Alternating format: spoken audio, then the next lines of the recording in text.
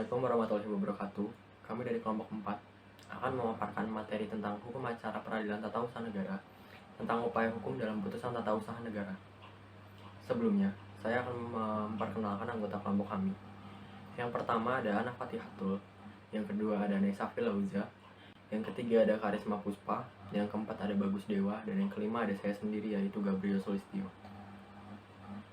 Di sini dalam upaya hukum putusan tata usaha negara terdapat 3 bagian, yaitu ada upaya banding, upaya kasasi, dan yang ketiga ada upaya peninjauan kembali atau PK. Untuk upaya banding akan dibacakan oleh saya sendiri. Diatur dalam pasal 122 Undang-Undang Nomor 5 Tahun 1986, Junto Undang-Undang Nomor 9 Tahun 2004, Junto Undang-Undang Nomor 51 Tahun 2009.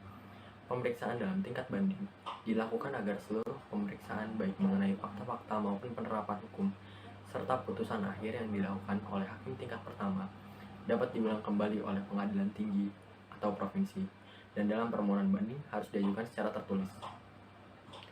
Pada pemeriksaan tingkat banding, para pihak diberi kesempatan untuk mengajukan argumennya dalam bentuk memori banding mengenai sesuatu yang dianggap perlu dan sudah diabaikan oleh hakim tingkat pertama.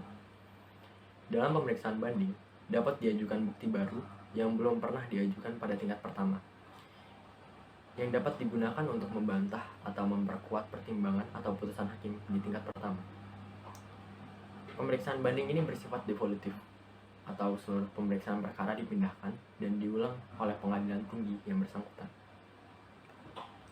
Selanjutnya tentang prosedur dari upaya banding akan dibacakan oleh rekan saya yaitu Ana Fatihatul.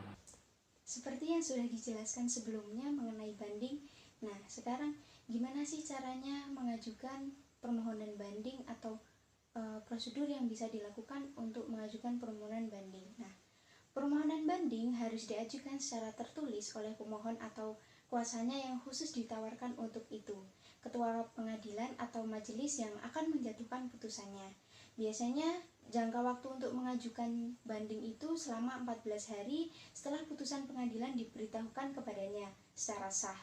Hal itu tertuang dalam pasal 124 ayat 1 Undang-Undang Peradilan Tata Usaha Negara. Setelah permohonan banding dan biaya perkara sudah dipenuhi, kemudian perkara tersebut dicatat dalam daftar perkara banding. Kemudian pihak panitera memberitahukan kepada pihak terbanding selambat-lambatnya 30 hari setelah permohonan banding dicatat. Panitera memberitahukan kepada kedua belah pihak agar dalam jangka waktu 30 hari itu bisa melihat berkas perkaranya. Pengiriman salinan putusan berita serta surat-surat lain dalam berkas perkara harus dilakukan selambat-lambatnya 2 atau 3 bulan setelah putusan diucapkan. Penyerahan memori banding dan kontra memori banding dilakukan sebelum berkas perkara dikirimkan ke Pengadilan Tinggi Tata Usaha Negara. Pemeriksaan perkara dalam tingkat banding dilakukan oleh Majelis Hakim Pengadilan Tinggi, sekurang-kurangnya dilakukan oleh 3 orang hakim. Putusan Pengadilan Tinggi dapat menguatkan putusan hakim pertama, baik dengan menjalankan memperbaiki, terus mengoper seluruhnya, atau sebagian pertimbangannya, atau dengan jalan membatalkan putusan hakim tingkat pertama dan mengadilinya sendiri. Kemudian selanjutnya akan dijelaskan mengenai kasasi. Kemudian yang kedua adalah kasasi. Prosedur kasasi ini diatur dalam Undang-Undang Nomor 51 Tahun 2009, di mana Mahkamah Agung merupakan pihak yang melakukan pemeriksaan kasasi yang dimohonkan terhadap putusan tingkat banding. Permohonan kasasi harus disampaikan secara lisan maupun tertulis melalui panitera pada pengadilan tingkat pertama maksimal 14 hari setelah penetapan putusan. Dalam prakteknya, permohonan kasasi dilakukan dengan cara mengisi permohonan. Setelah pemohon memenuhi biaya perkara, maka akan dicatat dalam buku register kasasi. Dalam jangka waktu 7 hari setelah permohonan, panitera pada tingkat pertama memberitahukan dengan pos tercatat kepada pihak lawan. Dalam tenggang 14 hari, pemohon kasasi wajib menyampaikan memori berisi alasan kasasi. Memori itu oleh panitera tingkat pertama disampaikan kepada pihak lawan, dan dalam tenggang 14 hari dari pihak lawan wajib menyampaikan kontra memori kasasi. Dalam memori kasasi harus dimuat keberatan atau alasan kasasi yang berhubungan dengan pokok perkara. Menurut pasal 30 Undang-Undang Nomor 14 Tahun 1985, alasan pengajuan kasasi adalah yang pertama, sebenarnya tidak berwenang atau melampaui batas wewenangnya. Yang kedua, salah menerapkan atau melanggar hukum yang berlaku. Yang ketiga, lalai memenuhi syarat-syarat yang diwajibkan oleh peraturan perundang-undangan yang mengancam kelalaian itu dengan batalnya putusan yang bersangkutan. Mengenai peninjauan kembali atau yang biasa disebut dengan PK. Apa sih PK itu? Ada yang tahu nggak apa kepanjangan dari PK atau apa pengertian dari PK? Kita belajar bareng-bareng yuk. Jadi, PK itu adalah upaya hukum luar biasa karena yang digugat adalah putusan-putusan pengadilan yang telah mempunyai kekuatan hukum yang tetap. PK telah diatur di dalam pasal 132 Undang-Undang Nomor 5 Tahun 1986, Undang-Undang Nomor 9 Tahun 2004, dan Undang-Undang Nomor 51 Tahun 2009. Apabila ingin mengajukan PK, maka harus mempunyai kekuatan hukum yang tetap terlebih dahulu. Kemudian, prosedur peninjauan kembali. Pihak yang dapat mengajukan PK adalah para pihak, ahli waris penggugat, serta badan atau pejabat tun sebagai pelanjut hak-hak dan kewajiban dari tergugat sebelumnya. PK hanya dapat diajukan sebanyak 1 kali, sehingga apabila PK yang telah dicabut tidak dapat diajukan kembali. Selain itu, PK tidak menunda atau menangguhkan pelaksanaan putusan pengadilan yang terhadapnya dimohonkan kepada PK. Mahkamah Agung memutus peninjauan kembali pada tingkat pertama dan terakhir.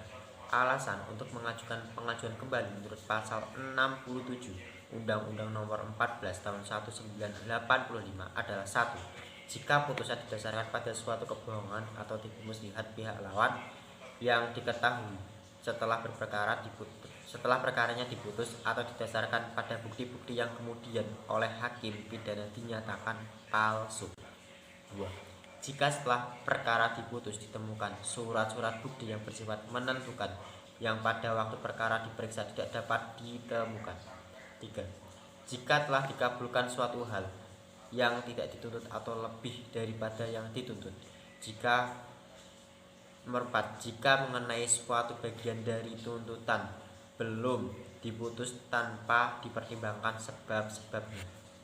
Nomor 5. Jika antara pihak-pihak yang sama mengenai suatu soal yang sama atas dasar yang sama oleh pengadilan yang sama tingkatannya telah diberikan putusan yang bertentangan satu sama lain. 6. Jika dalam suatu putusan terdapat suatu kekhilafan hakim atau suatu kekeliruan yang nyata. Selanjutnya, untuk peninjauan kembali itu dibatasi alias ada jangka waktunya. Nah, dijelaskan yaitu jangka waktu pengajuan peninjauan kembali adalah 180 hari dengan syarat-syarat sebagai berikut. 1. Apabila putusan didasarkan pada suatu kebohongan atau tipu muslihat pihak lawan yang diketahui setelah perkaranya diputus atau didasarkan pada bukti-bukti yang kemudian oleh hakim pidana dinyatakan palsu adalah sejak diketahui kebohongan atau tipu muslihat atau sejak putusan hakim pidana memperoleh kekuatan hukum tetap dan telah diberitahukan kepada para pihak yang berperkara. 2. Apabila setelah perkara itu diputus, ditemukan surat-surat bukti yang bersifat menentukan pada waktu perkara diperiksa tidak dapat ditemukan adalah sejak ditemukan surat-surat bukti pada yang hari serta tanggal ditemukannya harus dinyatakan di bawah sumpah dan disahkan oleh pejabat yang berwenang. 3. Apabila telah dikabulkan suatu hal yang tidak dituntut atau lebih daripada yang dituntut, apabila mengenai suatu bagian dari tuntutan belum diputus tanpa pertimbangan sebab-sebabnya, dan apabila dalam suatu putusan terdapat suatu kekhilafan hakim atau suatu kekeliruan nyata, adalah sejak putusan memperoleh kekuatan hukum dan telah diberitahukan kepada pihak-pihak yang berperkara. Nomor 4. Apabila antara pihak-pihak yang sama mengenai suatu soal yang sama atas dasar yang sama oleh pengadilan yang sama, tingkatannya telah diberikan putusan yang bertentangan satu sama lain adalah sejak putusan yang terakhir dan yang bertentangan itu memperoleh kekuatan hukum tetap dan telah diberitahukan kepada pihak yang berperkara. Oke. Sekian yang dapat saya sampaikan. Apabila ada kekurangan kata atau kekhilafan, tolong dimaafkan. Wabillahi taufiq wal hidayah. Wassalamualaikum warahmatullahi wabarakatuh. Terima kasih.